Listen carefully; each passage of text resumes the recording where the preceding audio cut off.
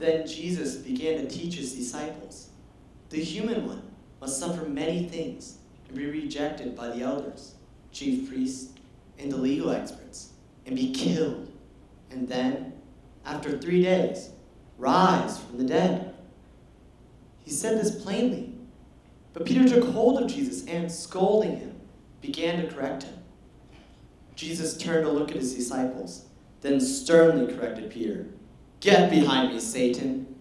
You're not thinking God's thoughts, but human thoughts." After calling the crowd together with his disciples, Jesus said to them, "All who want to come after me must say no to themselves, take up their cross, and follow me. All who want to save their lives will lose them. But all who lose their lives because of me and because of the good news will save them.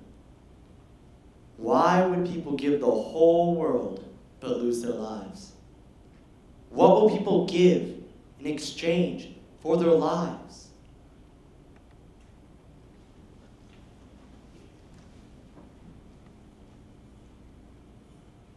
What is that supposed to mean? How am I supposed to live like that? What does that mean to say no to yourself, take up your cross, and follow me? How are we supposed to do that? To understand, you have to understand the cross. Exactly. That's my problem. I don't understand. How can I take up my cross if I don't even understand the cross Jesus took up? Look more closely at the cross. See where it takes you.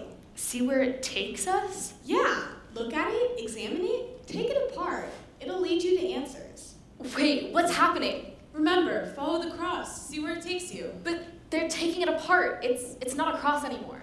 Follow the pieces. You'll see. It's a difficult journey, but it's a journey of understanding, a journey of faith, a journey of discipleship. Okay, we'll try.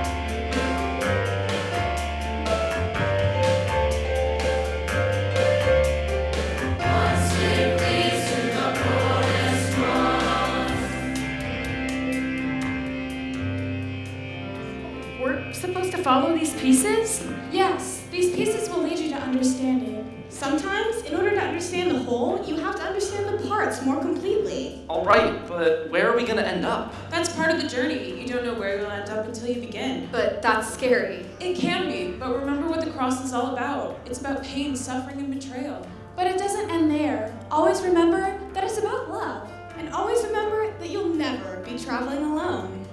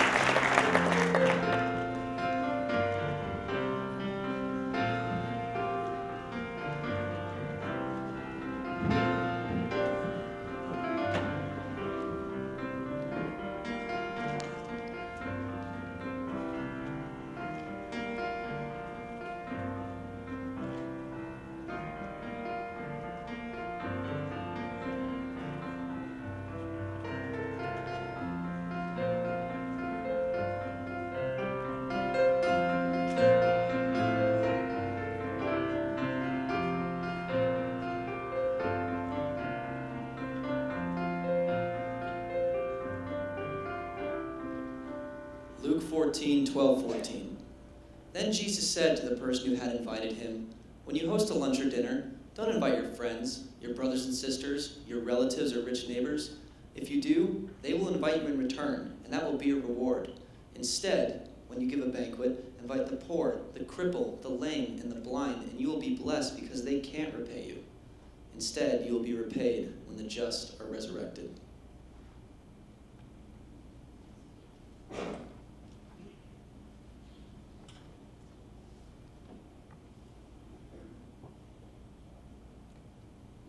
The first piece of the cross has led you to encounter some of the homeless and hungry in the world. These are people all around you. You probably walk by them almost every day. Some days, you don't even see them. Other days, you pretend you don't see. Some days, actually reach in your pocket, pull out some spare change, $1, maybe $2. Other days, you pretend you don't have any money at all. They weren't invisible to Jesus. They aren't invisible to Jesus. So here they are. Here they are, and here's the first piece of the cross of Jesus. I'm not sure I get this. What does this have to do with taking up my cross? Yeah, how does this piece of the cross bring us here? Like we said, these are some of the homeless and hungry in the world. These were some of the people Jesus hung out with. These are some of the people that Jesus gave his life for. People who were rejected by society, people who were on the fringe. Right, I get that. I just don't understand how this answers our question of what it means for us to follow Jesus.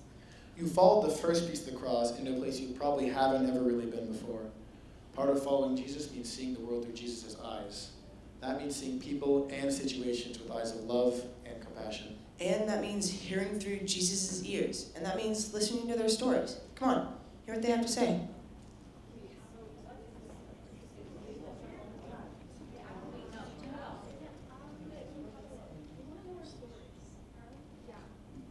I live mostly on the northeast part of town, near the warehouse district. I mean, that's my spot, where my stuff is. Sometimes I'll get a bed in the shelter, but you have to get up early for those. They fill up fast. People ask me how I got here. I don't really know, to be honest. Certainly not where I plan to be. All I know is at night I get so scared. I don't know where to look for hope or for safety. I don't think I can trust anyone anymore. I live under the overpass. I sleep there most nights. I call the bridge 1023. There's this woman that stops by and helps me out sometimes, buys me coffee, a hot meal every now and then. She calls the bridge 1023. I think that's because that's the day she first learned it's where I live. Just kind of stuck for a name.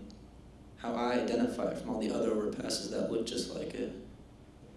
I'll walk over to Starbucks most mornings. I sit outside and count coins people give me until I have enough to buy a cup of coffee. People give me their change. Sometimes they drop foreign coins onto the table. I wonder what they think I'm going to do with those. Most of the time, they don't look at me, and they almost never talk to me. I live in the part of the city that people call shame. Well, there's other names. There's some more official names that the street signs say. But most people call it shame. And it is a shame. It's a shame that there are parts of the city like this. It's a shame that there's so many of us sleeping on the streets out there. It's a shame the way addictions and mental illnesses grip so many of us, and there just aren't the resources to get help. Mostly, it's a shame that people step over me, or cross to the other side of the street, or pretend they don't see me while they're on their way to work, or to the movies, or to go shopping. I'm here, living in shame.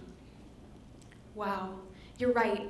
I really haven't heard stories like these before. I know. Stopping and listening makes you realize that each one of these people are people who are living lives and struggling to make it, and they all have real hopes and dreams and joys and real sorrows. The cross is about Jesus being willing to lay it all down, to give it all up, everything for us. What are we willing to give up to bring healing to this world?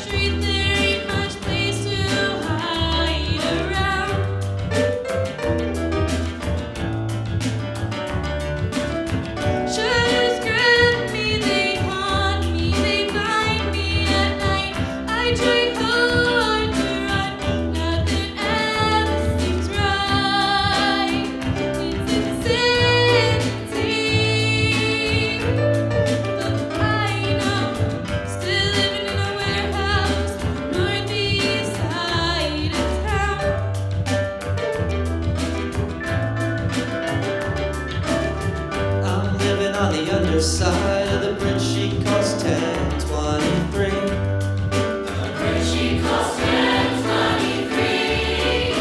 I can't call it home, can't call it safe. It's all I got for me. It's all I got for me. Most mornings I'm drinking coffee, hot by strangers who pass. They leave falling coins, but they never will last. Where you go today? And I think just go to the underside of the bridge she calls 1023. The bridge she calls 1023. Do you really want to give it up for the homeless out there? Do you really want to give them up from a place of despair? Is it time for you to stand up? Give a hint that you care. Or will you sit around and think, go up, never move from your chair? Do you really want to give it up? Give it up.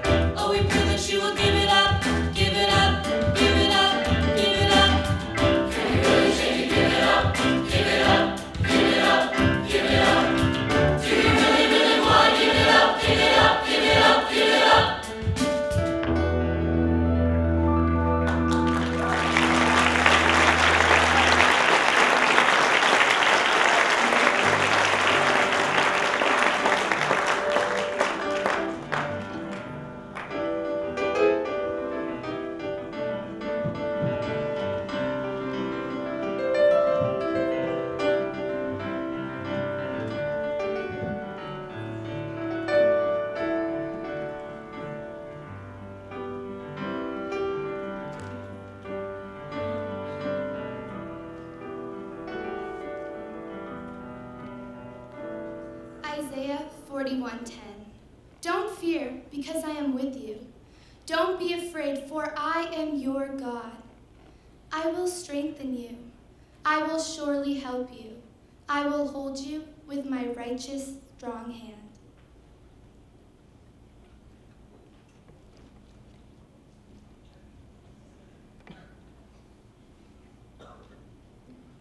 Wow, that was tough. That's a hard question. Do you really want to give it up? I know. What does that really mean, anyway? I mean, Jesus' disciples gave up everything to follow him. Is that what that's about? Maybe it's about giving up our preconceived notions, really seeing the homeless, really listening to their stories. Or giving up our excuses. That can be so scary. That scripture from Isaiah, don't fear because I am with you, that can be good to remember. It can bring a lot of comfort. Well, what's next? Where's the second piece of the cross taking us? The second piece of the cross has led you to the grim truth of slavery. Slavery? Didn't that end 150 years ago? Sadly, no, not at all. In fact, there are more slaves living worldwide today than at any point in human history. More than when the Hebrew people were slaves in Egypt.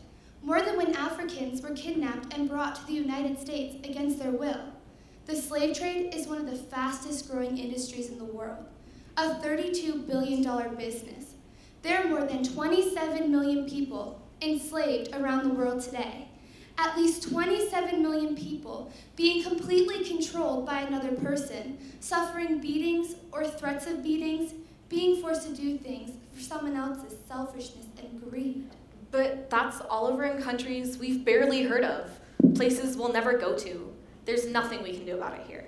Well, yeah, that's what a lot of people think, but really, that's not true at all. What do you mean? Well, first of all, it's happening all around us. We just don't see it. But every big city has more human trafficking going on than you guys can even imagine. Right. It happens in the United States. It happens in places like the Philippines and Cambodia. It happens in Europe, in the Netherlands. It's everywhere. But no matter where it is, there's plenty we can do about it. And it happens to all kinds of people, men, women, adults, and children. People in developing countries, people in the most developed countries, and everywhere in between. Wow, 27 million. I don't know, those numbers are completely overwhelming. They are, but the first step is to put a face to each number, to see each number as a person who's suffering. I guess it's like what we found with the homeless people. When we stopped to look at them, to be with them and hear their stories, they stopped being a statistic. They stopped being someone we could ignore. They became real. Well, that's definitely also true of the women, the children, and the men who are victims of human trafficking and slavery. They're very real, and they're suffering every day. They are, and it might seem like they're invisible to us, but that's because we haven't learned where to look, what to see, or even what to listen for. When we hear their stories, our hearts break for them. Our hearts break with them.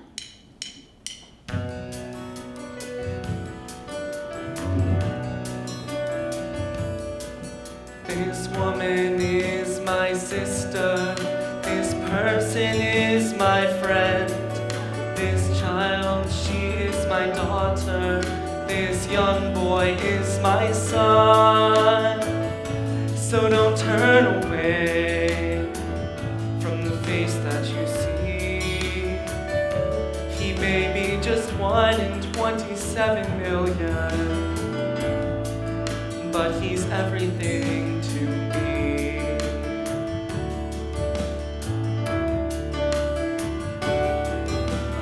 Numbed out woman just of age, try to hide your pent-up rage. I cry with you, oh I pray for you.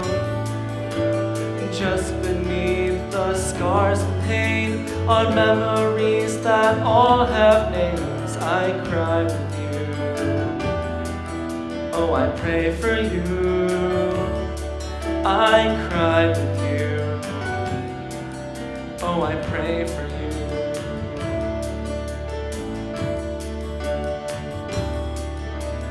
Weary man, been taught through shame, spirit, soul, and limbs in chains. I cry with you, oh, I pray for you. Dusty feet, they walk the road, weighted by life's heavy load.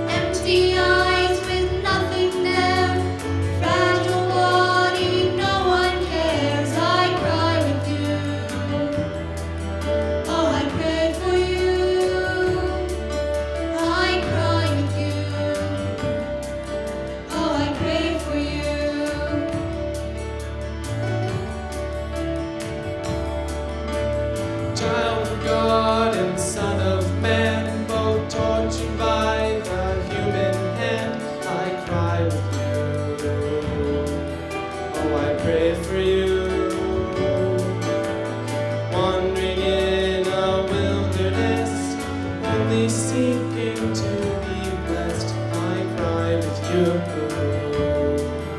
Oh, I pray for you. I cry with you. Oh, I pray for you.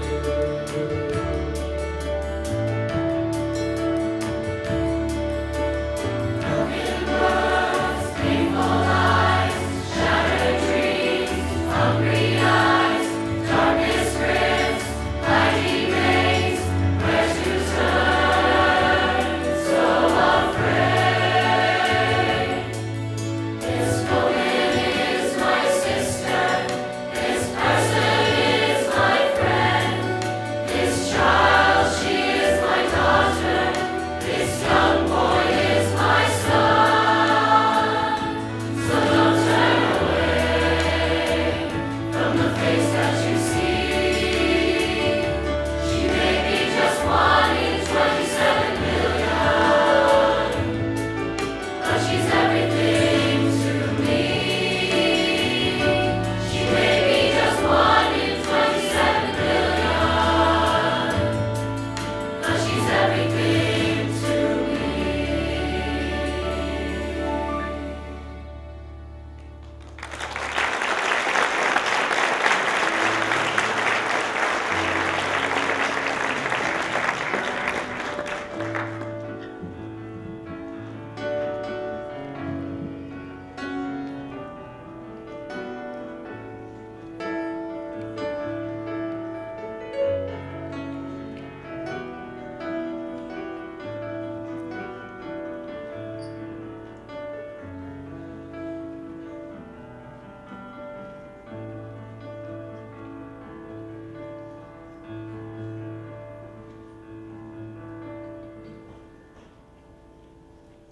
Isaiah 31, 1 through 5.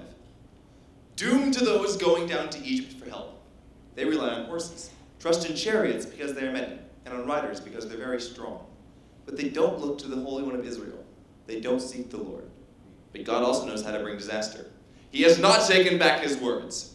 God will rise up against the house of evildoers and against the help of those who do wrong. Egypt is human, not divine. Their horse is flesh, not spirit. The Lord will extend his hand, the helper will stumble, those helped will fall, and they will all die together.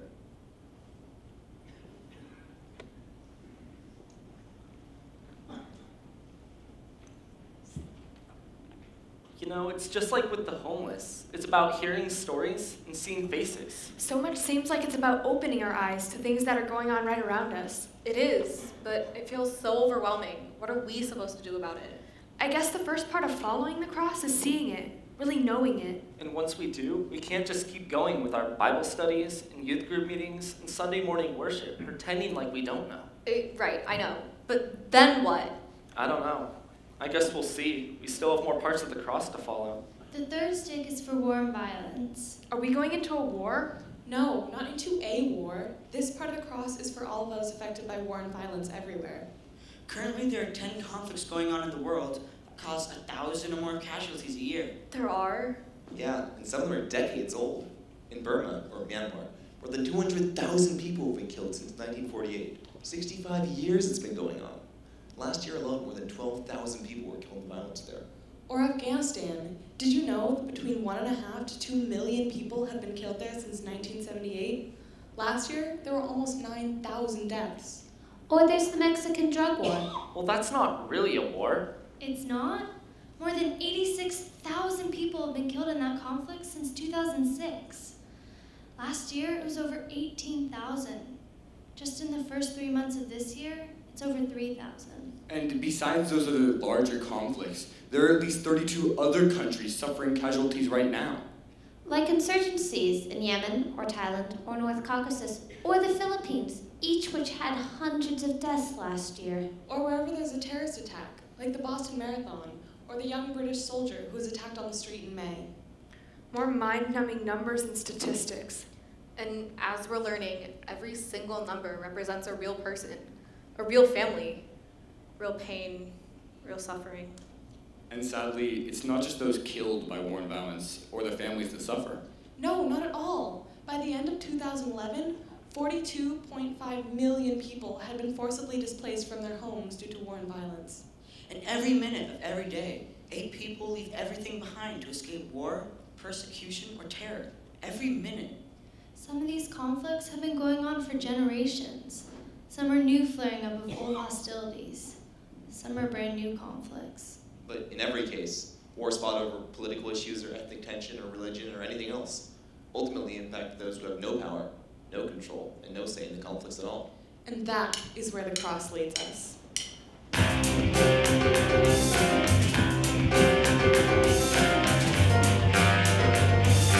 Once again they turn another king fight. Dark night, ignite a fireflight. I don't care who's right.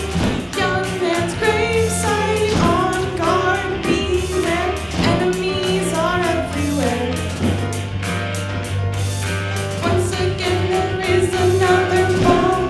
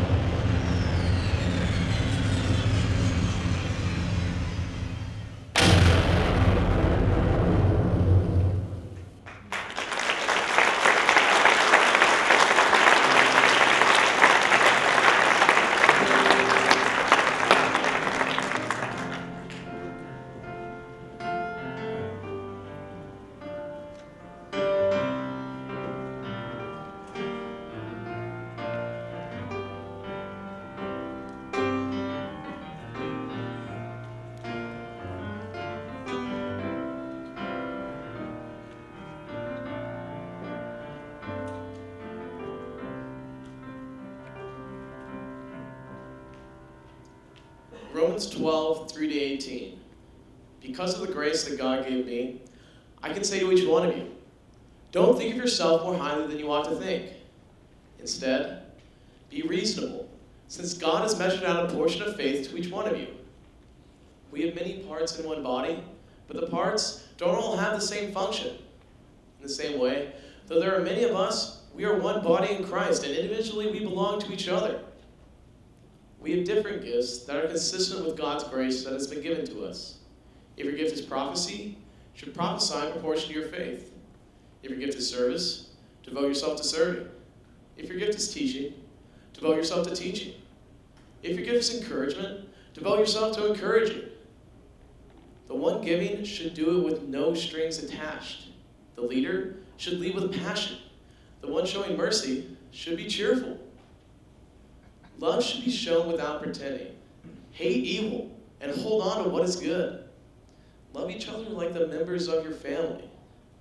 Be the best at showing honor to each other. Don't hesitate to be enthusiastic. Be on the fire in the Spirit as you serve the Lord. Be happy in your hope. Stand your ground when you're in trouble and devote yourselves to prayer. Contribute to the needs of God's people. And welcome strangers into your home. Bless people who harass you. Bless and don't curse them. Be happy with those who are happy, and cry with those who are crying. Consider everyone as equal, and don't think that you're better than anyone else. Instead, associate with people who have no status. Don't think that you're so smart. Don't pay back anyone for their evil actions with evil actions. But show respect for what everyone else believes is good. If possible, to the best of your ability, live at peace with all people.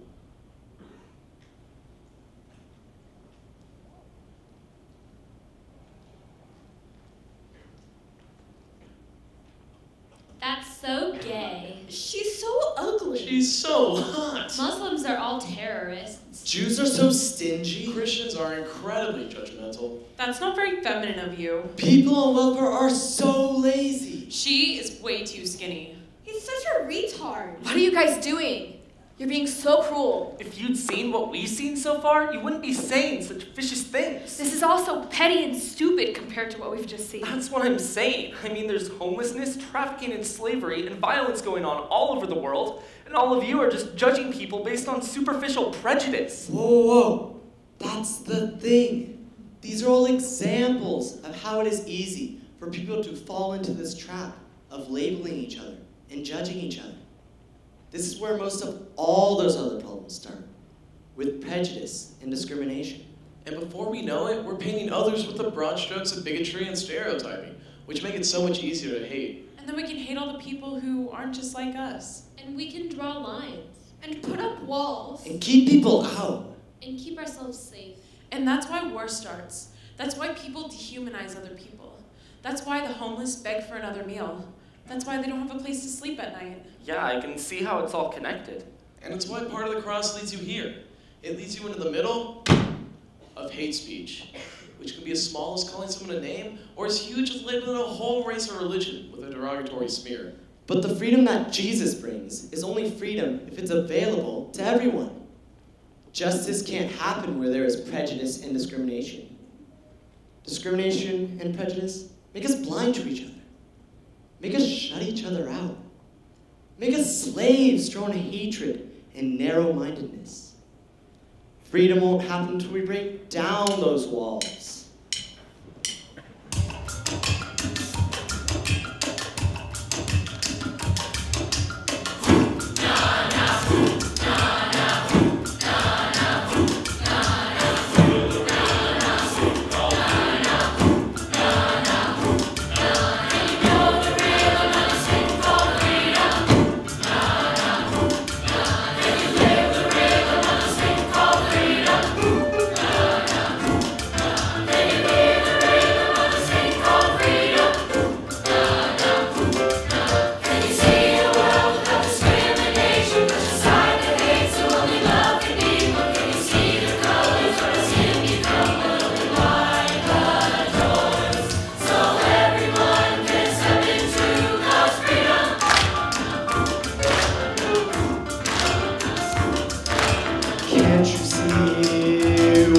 inside of me. Don't you want to understand? Dare I say, oh, we could be such good friends. But you seal off the door, throw the key on the floor, ask your conscience for more. As you push aside God's freedom.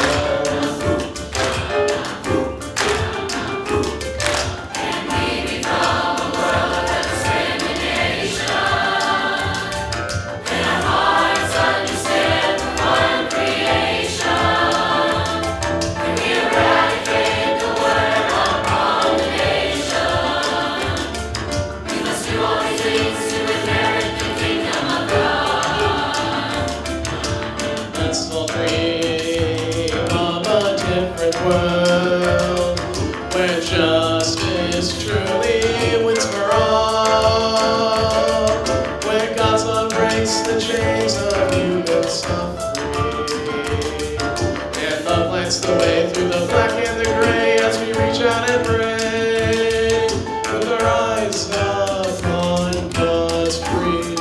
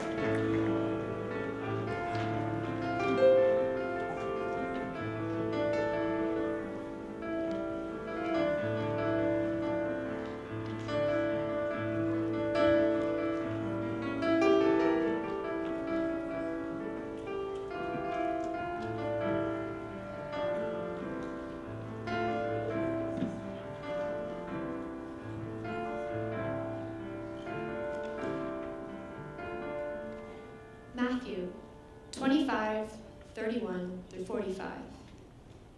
Now when the human one comes in his majesty, and all his angels are with him, he will sit on his majestic throne. All the nations will be gathered in front of him, and he will separate them from each other, just as a shepherd separates the sheep from the goats. He will put the sheep on his right, but the goats he will put on his left. Then he will say to those on his right, "Come, you who receive good things from my Father. Inherit the kingdom that was prepared for you before the world began. I was hungry, and you gave me food to eat. I was thirsty, and you gave me a drink. I was a stranger, and you welcomed me. I was naked, and you gave me clothes to wear. I was in prison, and you visited me." Then those who are righteous will answer, "Lord, when did we see you hungry and feed you, or thirsty and give you a drink? When did we see you as a stranger and welcome you, or naked and give you clothes to wear? When did we see you sick or in prison and visit you?" Then the king will answer, "I assure you that when you have done it for one of the least of these, brothers and sisters of mine, you have done it for me." Then he will say to those on his left, "Get away from me, you who receive terrible things. Go into the unending fire that is prepared for the devil and his angels. I was hungry, and you didn't give me food to eat. I was thirsty,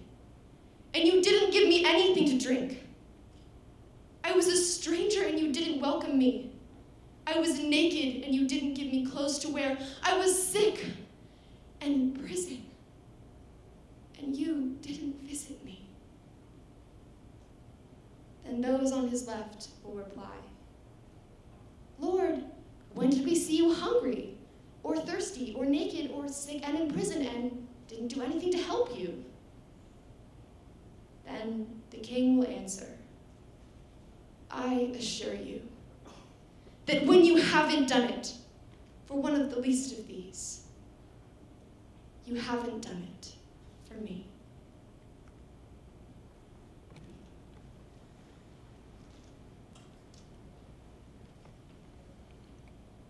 Well, this is exhausting. And so discouraging. Homelessness, trafficking and slavery, war and violence, prejudice and discrimination. It's overwhelming. And there's another stick, another part of the cross still to hear. There is. Although really, this part incorporates all the other parts as well. This is the stick of poverty. And everything you've seen so far, homelessness, slavery and trafficking, war and violence, prejudice and discrimination, all have roots in poverty. Poverty grips people. It's a prison that can feel impossible to get out of.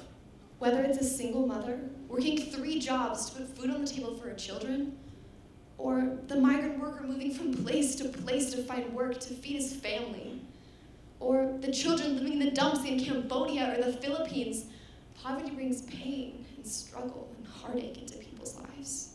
It brings helplessness with it. And sickness and grief. And it leads people to desperation. It turns neighbor against neighbor, village against village, country against country. And the numbers are staggering.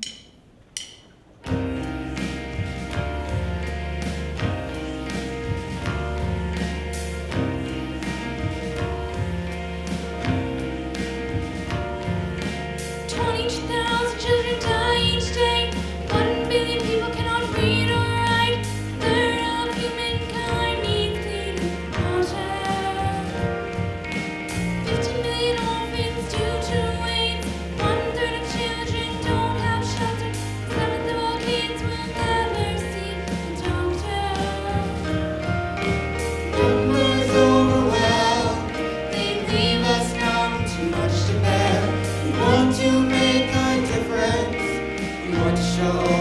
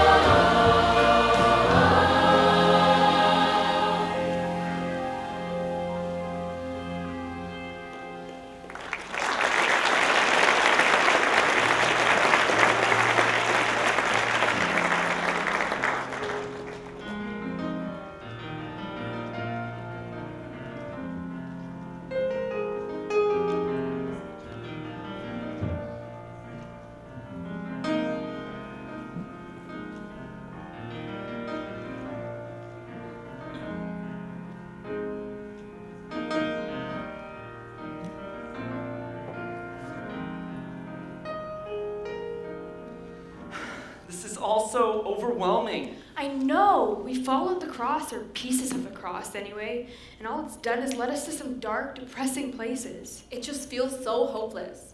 I mean, sure, it's raised our awareness, but it seems like it's just made us more aware of how much pain and suffering and despair there is in the world. It feels like there's no way we can do anything to alleviate even a tiny percentage of it. That's what I'm saying. It's hopeless. But there's got to be a reason why we were led to these places. There's got to be some purpose to it, right? Yeah, remember, this all started because we were wondering what it means to take up our cross and follow Jesus. I mean, that's why we started following. I have a feeling we're about to find out. That's right. Don't give up. Not yet. Not after you've come this far. You follow the pieces of the cross into these places of brokenness and pain. You've seen how the cross enters into places of poverty, and war and violence, and prejudice and discrimination. The pieces of the cross enter into those places and into the darkness of human trafficking and slavery, but they don't stay there. What do you mean they don't stay there? The cross is an instrument of suffering. It was created by human cruelty. Its sole purpose was to destroy. Through unimaginable pain, suffering, and agony. Right, we get that, and we get that it's still present in our world in so many places, and in so many ways. Right. So this instrument of pain, torture, and death has led us to some places of real injustice, pain, and suffering in our world. Fine, lesson learned. But where's the hope? The hope is right where pain and suffering are. The hope is that God's love does not run away from these places. Hardly. God's love goes deep into those places. God weeps with the grieving, suffers with the suffering, struggles with the struggling. That's the point of following the cross into these places. What was intended to inflict the most pain ultimately conveyed the most love. You've only followed the cross halfway. You followed it into the broken places. Now follow it back into wholeness. Jesus touched lepers, forgave those fallen from grace, ate with the outcast and the marginalized. All so that God's love would infuse them, so that hope might spring up where despair had darkened their lives.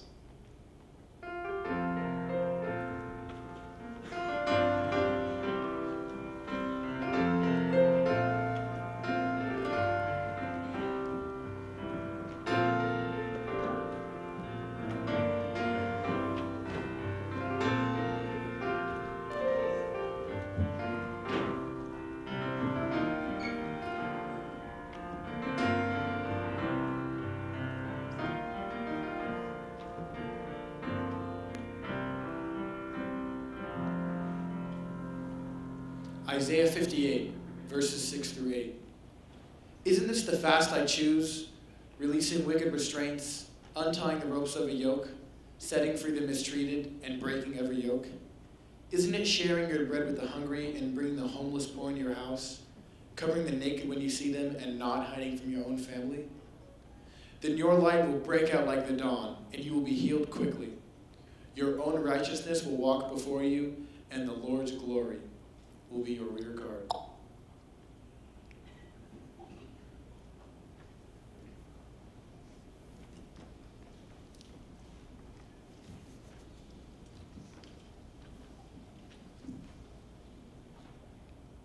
Yes, there's suffering on our streets and in every nation of the world. You met some of these people when you first began following the cross.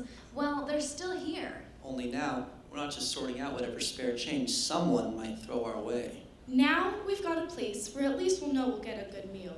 All of this is a church social hall, transformed a few times a week into a warm, dry place where people can come and get a decent meal. You see, when the cross led people to see the faces on the streets, it touched their hearts. It moved them to take action. It's part of bold service and social justice. We have teams like this team here that go to where the need is and do things to alleviate the immediate need. And we have advocacy groups that study the issues and work to change the systems that lead to the needs in the first place. What it really is about is following the cross to where the hurt, the hungry, and the homeless are, and showing up. Showing up means bringing what we've learned, seen through freshly opened eyes, and being willing to enter into the story, to see and touch and hear and feel.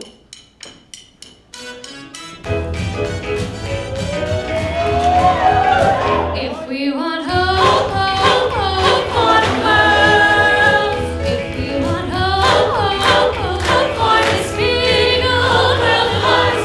Hope, hope, hope for the world. What we gotta do is show up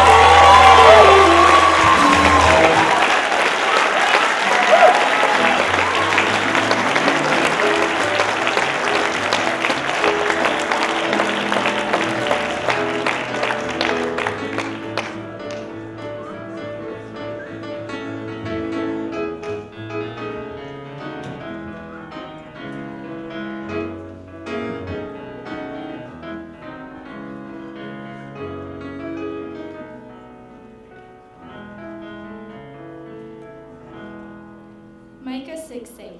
He has told you, human one, what is good and what the Lord requires from you. To do justice, embrace faithful love, and walk humbly with your God.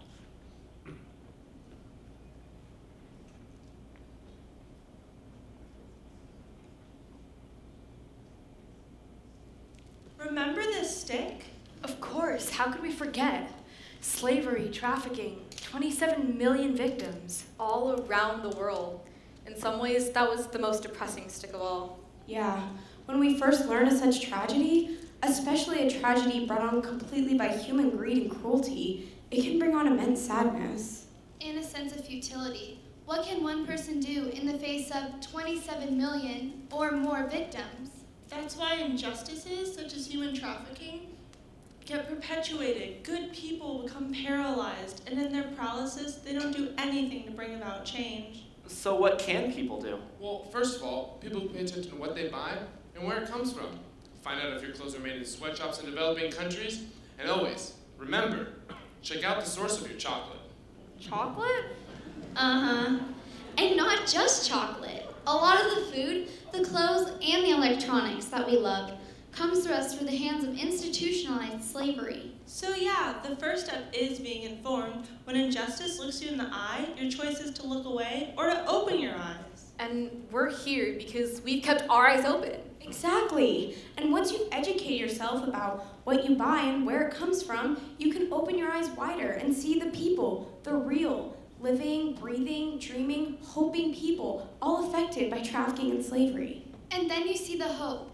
People who have taken the time to really see the face of their sister and brother in the face of the abuse can't help but connect with them. And there are organizations with their feet on the ground, helping rescue the victims of trafficking, helping fight for the laws to protect men, women, and children. There are missionaries working every day to create viable and sustainable means for people to support their family, so that they don't see selling their daughters and sons or themselves as the only way out of their poverty. People who follow the cross into and then through and out of the bondage of human trafficking and slavery live according to the call of the prophet Micah. He has told you, human one, what is good and what the Lord requires of you, to do justice, to embrace faithful love, and to walk humbly with your God. Hey,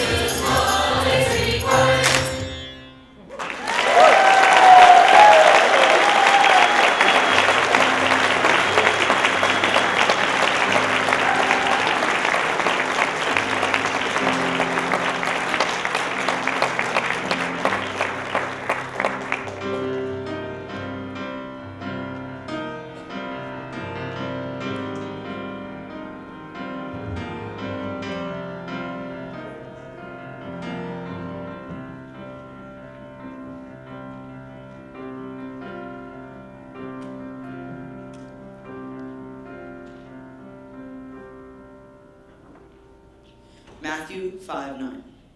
Blessed are the peacemakers, for they will be called the children of God.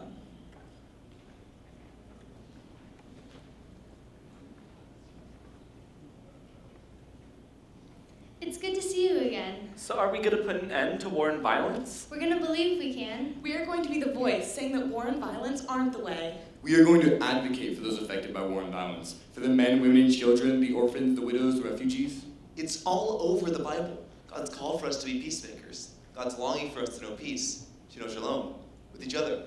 Isaiah 54:10 says, "The mountains may shift and the hills may be shaken, but my faithful love won't shift from you, and my covenant of peace won't be shaken, says the Lord, the one who pities you." And Jeremiah 29:7, where the prophet says, "Promote the welfare of the city where I sent you into exile, and pray to the Lord for it, because your future depends on its welfare." God calls us, as part of God's covenant people, to the community of Shalom. God calls us to constantly be expanding our vision of this community, to welcome the exile, the outcast, the alien, to live in covenant with each other, just as God lives in covenant with us. Jesus summed it up best when he said, "Blessed are the peacemakers, for they shall be called the children of God."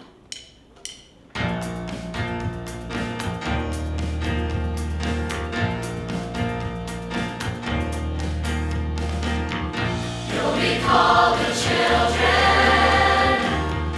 You'll be called the children of God. You'll be called the children.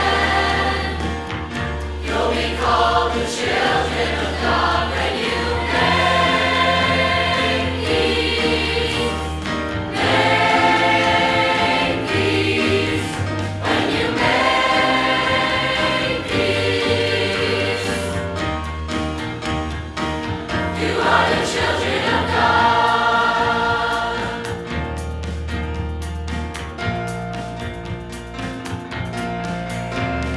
Peace must be made, worked at, not discovered.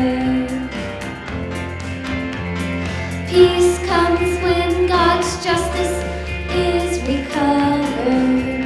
Oh, oh, oh, oh. Peace is what we do with one another. When we live as God's children, sister, brother, we are called to be makers of peace. Hatred, war, and violence must cease. Oh, oh, oh, oh. Jesus said to practice what we preach. To be the hands and feet of Christ to each. You'll be called the children. You'll be called the children of God. You'll be called the children. You'll be called the children of God when you make peace. Make peace.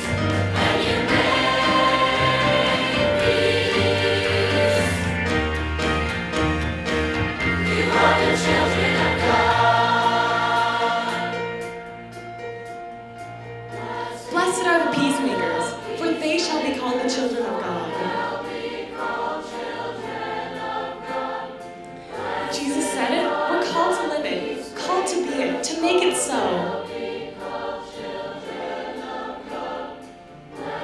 Love for God, for others, for self.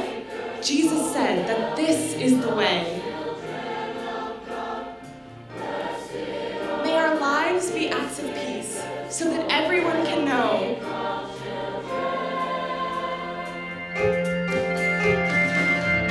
You'll be called the children. You'll be called the children of God. You'll be called the children. You'll be called the children of God when you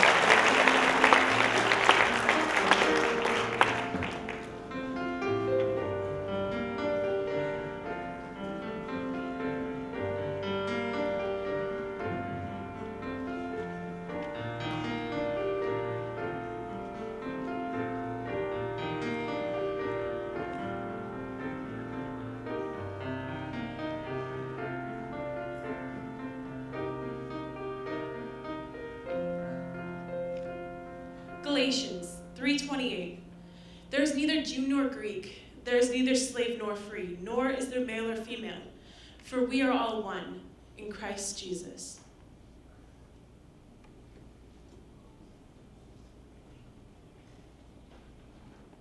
When you followed this piece of the cross before, you came into a world where people just couldn't or wouldn't see each other.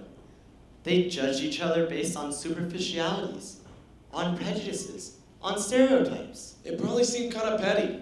The way we made assumptions about each other based on nationality, or sexual orientation, or gender, or body type, or skin color. And it is. That's the point. It's totally superficial. And yet so many of the other things we've seen on this journey, slavery and trafficking, war and violence, even homelessness and poverty, can trace many, if not all, of their roots back to discrimination, prejudice, hatred, and fear.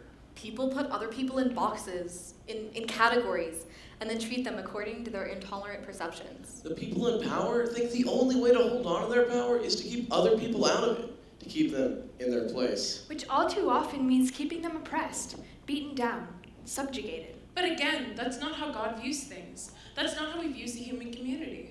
1 Samuel chapter 16, verse 7 says, God doesn't look at things like humans do. Humans see only what is visible to the eyes, but the Lord sees into the heart. And it is even more basic than that. In the first chapter of Genesis, it says God created humanity in God's own image. In the divine image, God created them. Male and female, God created them. God makes no distinction. We're all created in God's image.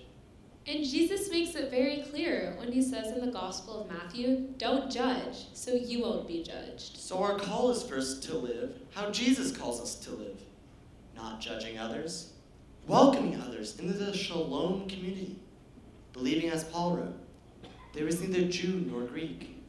There is neither slave nor free, nor is there male and female. For we are all one. And then we are called to reach out to those who have known the tyranny of prejudice, discrimination, hatred, and judgment, and help them rise again. We can be like the phoenix, rising from the ashes. We can take our old selves, the ones that hated others, who judged without knowing, who try to isolate and separate based on looks, gender, race, and religion, and leave those old selves behind. Let them be the ashes. Yes, and by leaving them behind, we can rise together, all of us. We can rise together and find hope and healing.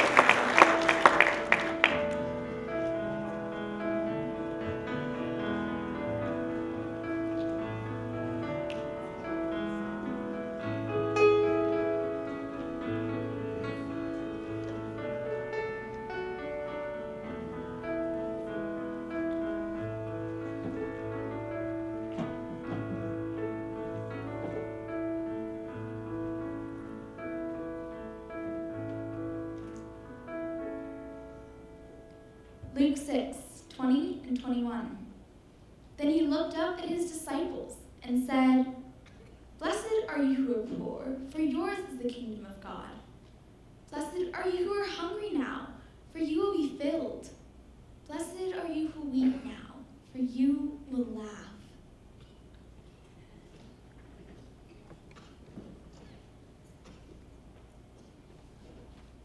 And here is your final piece. Like prejudice and discrimination, poverty is a constant that runs through most, if not all, the injustices we've encountered. And poverty is something that every single one of us carries with us. There's the very real, tangible poverty of the poor among us. And there's the poverty of spirit, the poverty of hope, the poverty of connection that so many others live in and with. Sometimes they can be even harder to reach because they often don't even know that they're poor. But didn't Jesus say, "Here, the poor will always be with you"? Wasn't he just saying there's nothing we can do for them? Hardly. Jesus was paraphrasing, as he often did, from the Hebrew scripture of Deuteronomy, saying that poor persons will never disappear from the earth. Exactly. There will always be poor people. But which goes on to say, that's why I'm giving you this command. You must open your hand generously to your fellow Israelites, to the needy among you, and to the poor who live with you in your land.